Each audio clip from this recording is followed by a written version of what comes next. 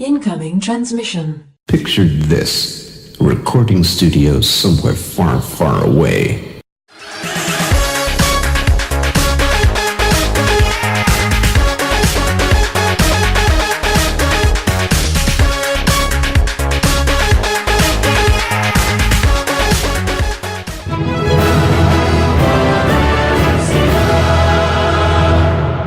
Welcome, Watchers of Illusion, to my Castle of Confusion on the 8th of January 2018.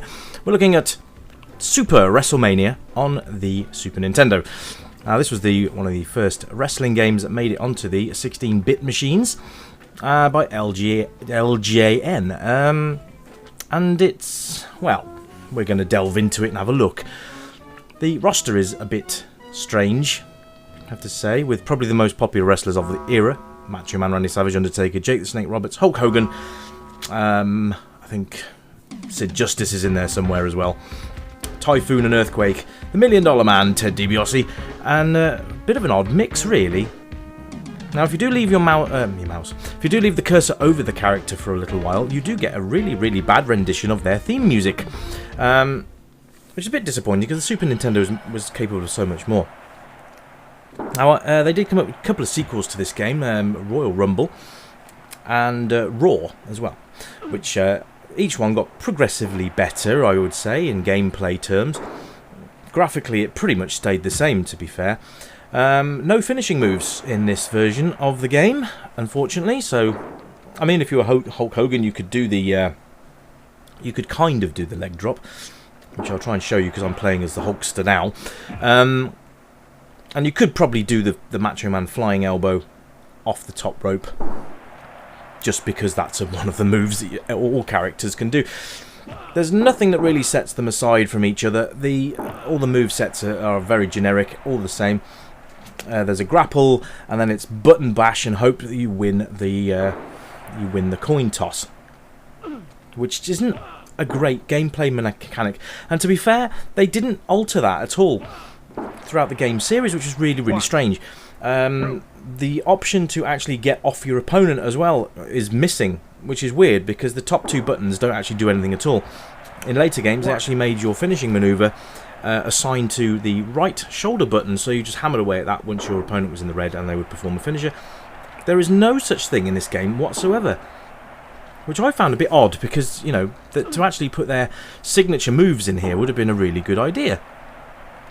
But they just neglected not to. I mean, graphically it's okay. You can tell who we're supposed to be playing as. I mean, that's the Hulkster there. We've got Jake Roberts there in the green. We've got the commentators in the background. That's quite cool. Referee does his job as well. And the crowd are going wild. But there are limited options when it comes to this game. You have one-on-one and you have tag team. And I think there's a Survivor Series mode as well. But it's a bit poo, really. And the Mega Drive version wasn't much better either, to be fair. Now, the SNES had the edge in the fact that I think the controller was a much nicer button configuration. But you can see here, 1 player versus computer, 2 players. So there is a 2-player option, that's quite nice. Yeah, we've got the Survivor Series tag team. I would stick on easy anyway, just for the sake of the review, really. There we go, we've got Hawk and Animal, we've got The Undertaker, we've got Sid Justice, Ted DiBiase. Why was IRS not included? There's 2 tag teams in this game, and I mean, I suppose 3 if you want to include Hulk Hogan and Macho Man Randy Savage as the Mega Powers. It's all down to your imagination at the end of the day. But also they could have had Hulk Hogan and Sid Justice, because they did team up at one point. But here we go. This is a tag match between the Legion of Doom and the Natural Disasters.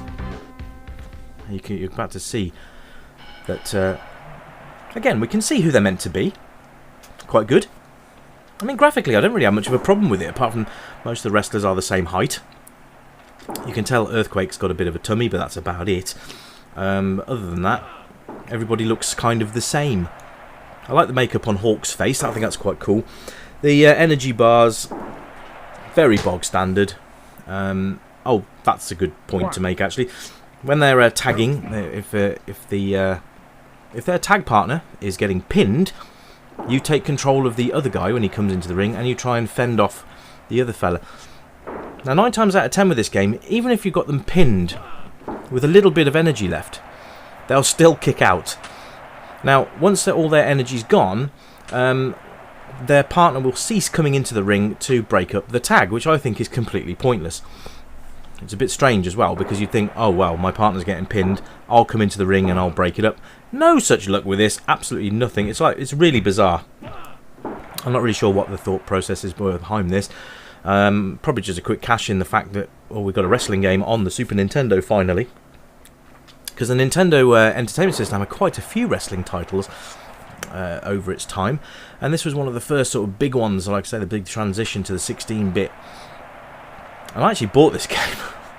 I bought this game when it first came out. I think it was like $44.99. And I was really hyped to get it home and play it. And I was ultimately just disappointed. Button bashing is never fun. Unless you're playing track and field. In which case, it's slightly more fun. But it just doesn't work for a wrestling game as such. If you've got like two players, you basically will button bash against each other, and one of you will eventually get the upper hand just through tiredness. But that's it, really.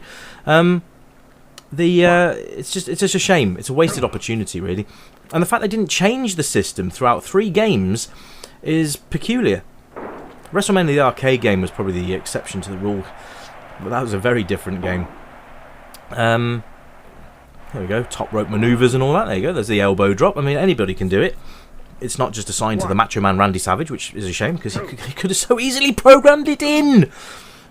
Oh, such a missed opportunity. WWF was one of the biggest licenses that the LJN could have had. And they did what LJN normally did and screwed it up big time. So the controls are fairly simple. You've got punch, kick, run, and grapple. Each button that you tap on will do a different maneuver. You've got the body slam, you've got the suplex. You can climb the ropes, you can jump off the ropes, you can run and drop kick, and you can pin. And that's it. Really quite a wasted opportunity, and it's a shame. It's a shame, because graphically it's all right. I can't really throw too much at it graphically. There's Howard Finkel there looking amazing. But there's nothing really that stands out from this game that makes you think, oh, I must play this game. Royal Rumble was so much better than this, and they did sort of learn from I wouldn't say mistakes. Royal Rumble was still not as good. But you know what? I'm going to review these games this week. So the next review I do will be WWF Royal Rumble on the Super Nintendo. And if you'd like to see it on the other systems, I really don't know if I can. I have played the Mega Drive versions of them, and yet they have different wrestlers in them.